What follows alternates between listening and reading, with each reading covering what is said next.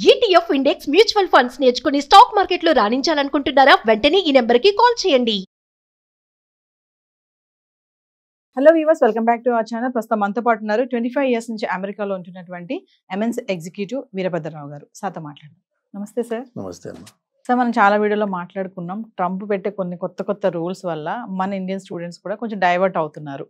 అంటే అమెరికా కాకుండా జపాన్ వైపు వెళ్ళడానికి. అంటే ఇప్పుడు అమెరికా పొమ్మంటుంది, జపాన్ రమ్మంటుంది అని అనుకోవచ్చు అంటారా? జపాన్లో మన వాళ్ళకి ఉండే ఫెసిలిటీస్ ఏంటి, అక్కడ సర్వైవ్ అవ్వగలిగే ఛాన్సెస్ ఎలా ఉంటాయంటారు ఒకసారి? అంటే ఇప్పుడున్నటువంటి అమెరికాలో ఉన్నటువంటి ఈ పొజిషన్ చూసుకుంటే ఇప్పుడు జపాన్ వెళ్ళడం అనేది ఎంతవరకు కరెక్ట్ అంటారు? ఎలా ఉంటుంది అక్కడ? అయితే అమెరికా పొమ్మంటుంది, జపాన్ రమ్మంటుంది, ఇది బాగుంది. ఇది నాకు పర్సనల్గా జపాన్తో సంబంధం ఉంది. నేను ఒక ఐ థింక్ 4-5 ప్రాజెక్ట్స్ చేశాను. ఆ కంపెనీ ఇప్పుడు లేదు అక్కడ, it's acquired by somebody else. ఒక 3 నెలల పాటు నేను అక్కడ ఉన్నాను టోక్యోలో.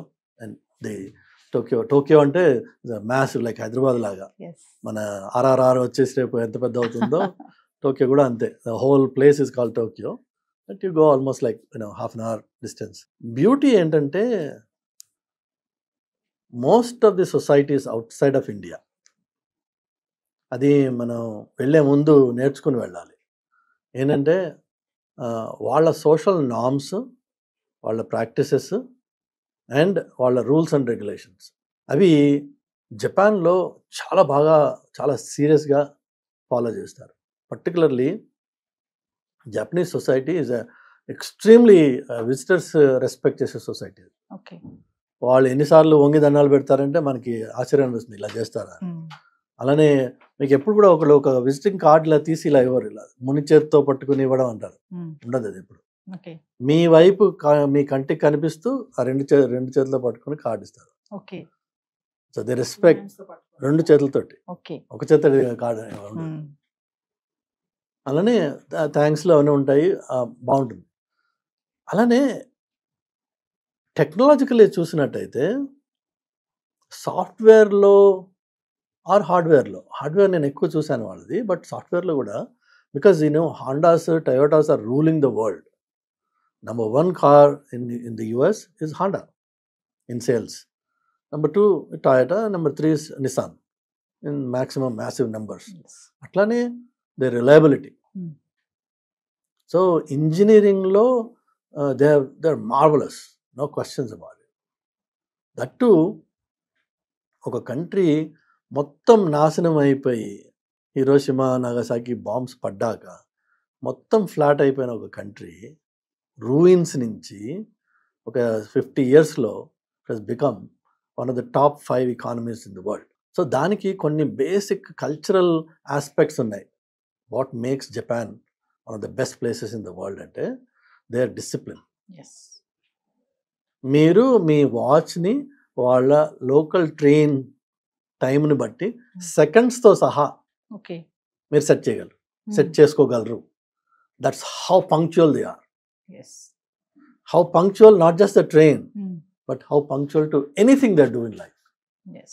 9 గంటలకి మీరు ఆఫీస్ అంటే 8:50కి మీరు ఆ వాక్ వేలో చూస్తే people keep running to the office. నేను 9 లోపు ఉండాలి అక్కడ. 9 కుంటే సరిపోదు, 9 లోపు ఉండాలి పంక్చువాలిటీ.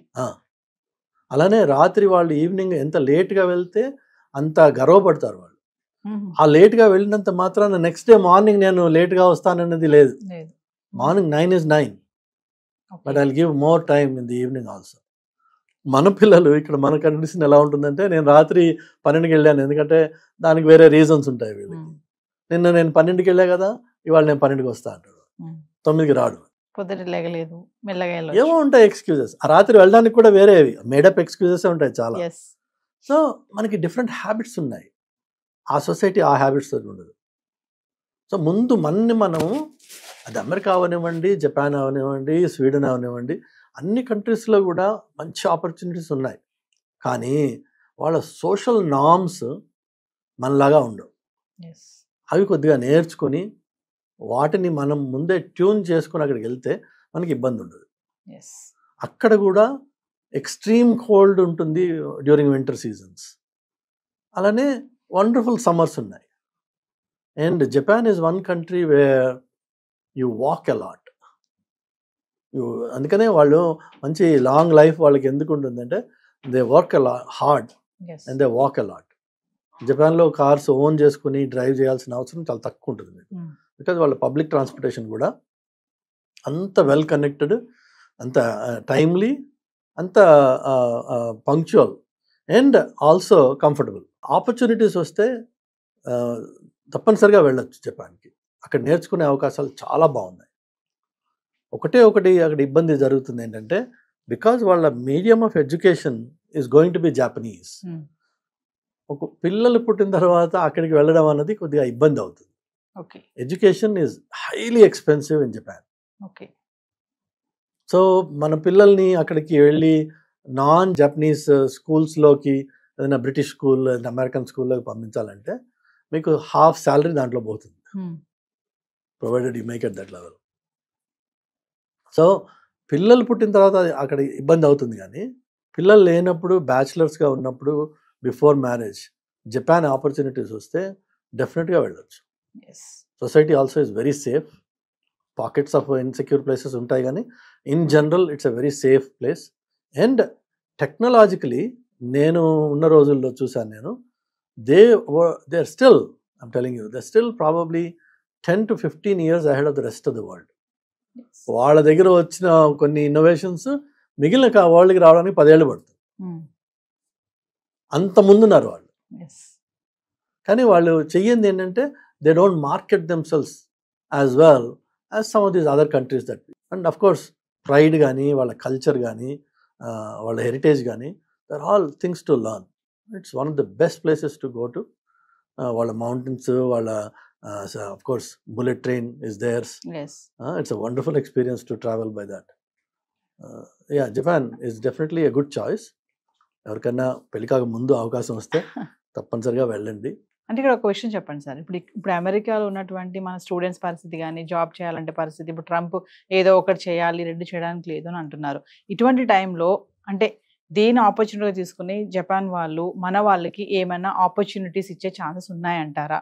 అంటే స్టూడెంట్స్ ఇప్పుడు ఇలా ఇబ్బంది పడుతున్నారు కదా, ఇక్కడికి వస్తే ఇక్కడికి వాళ్ళ ఏమన్నా జాబ్ ఫెసిలిటీస్ కానీ ఇలాంటి అవకాశాలు ఎలా ఉంటాయంటారు ఈ టైంలో? ట్రంప్ అనలేదు, చదువుకి చదివే, ఉద్యోగానికి ఉద్యోగే, ఈ రూల్ మొదటి నుంచి ఉంది.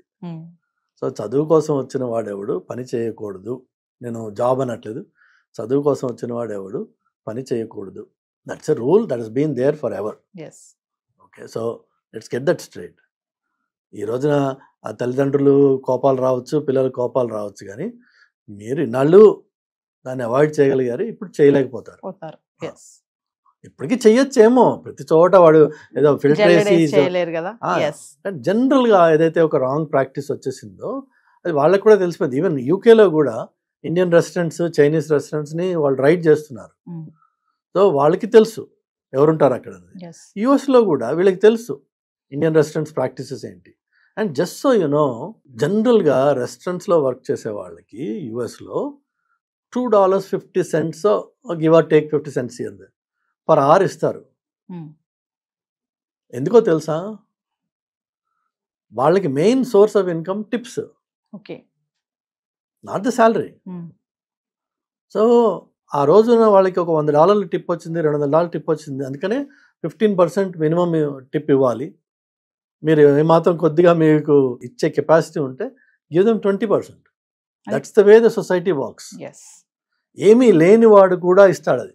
ఒక typical American will tip the staff no matter what, except మీ ఫుడ్ చెత్తగా ఉంది, లేదంటే సర్వీస్ బాగాలేదు అనుకునే రోజులో తప్ప, ఆ టైప్లో తప్ప 99% of the time everyone will tip the staff.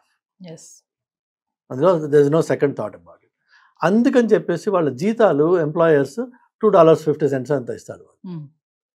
Okay, and whereas మన ఇండియన్ రెస్టారెంట్స్లో ఏం చేస్తారు, వీళ్ళు ఇలా కాలేజ్ నుంచి వచ్చే పిల్లల్ని హైర్ చేస్తారు, చేసి వాళ్ళకి $7.50 $8 $10 అది ఇస్తారు.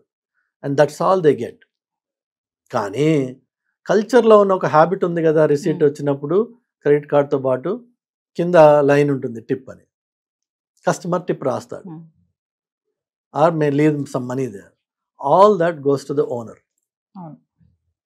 Okay, so additional profit or maybe some amount of వీళ్ళకి పే ఇచ్చిన డబ్బులు అందులో కవర్ అప్ అయిపోతాయి. సో ఈ చౌకబార్ ప్రాక్టీసెస్ ఎవరితో చేయొచ్చు? వాడు లోకల్ అమెరికన్ సిటిజన్ తోటి చేయలేరు. ఇలా వచ్చే students out of desperation they want work, they want make some extra money. ఆ స్టూడెంట్స్ని వీడు ఎక్స్ప్లాయిట్ చేస్తున్నాడు, ఎందుకంటే వాళ్ళకి వచ్చే టిప్స్ వాడు తింటున్నాడు కదా.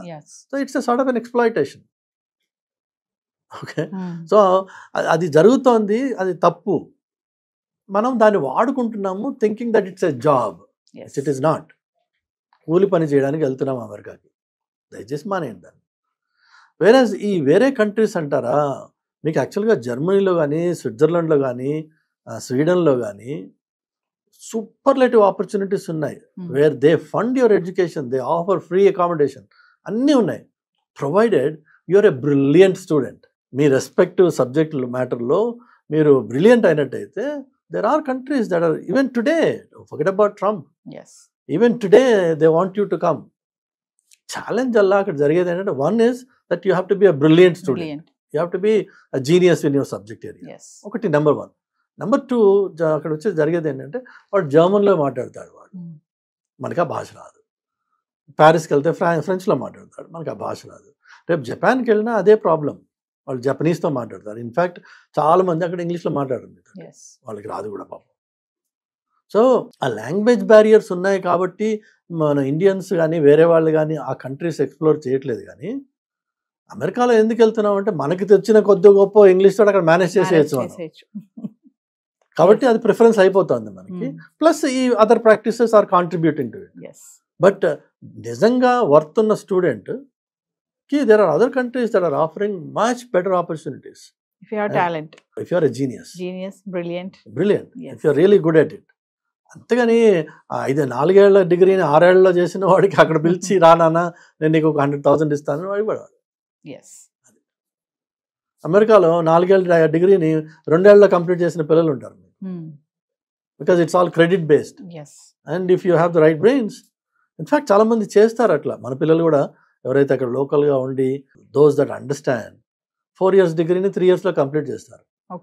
సో 1 year ఫీ వాళ్ళకి మిగిలింది కదా. ఆ మెథడ్ తెలుసుకుంటే, method plus it's your brilliance that matters, it's your hard work.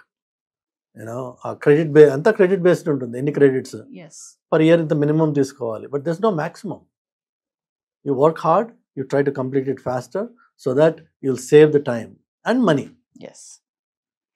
So if you are good, anywhere in the world you will succeed. If you are bad, you will have troubles no matter where you go. Ekkadaina trouble. Thank you, sir. Thank you.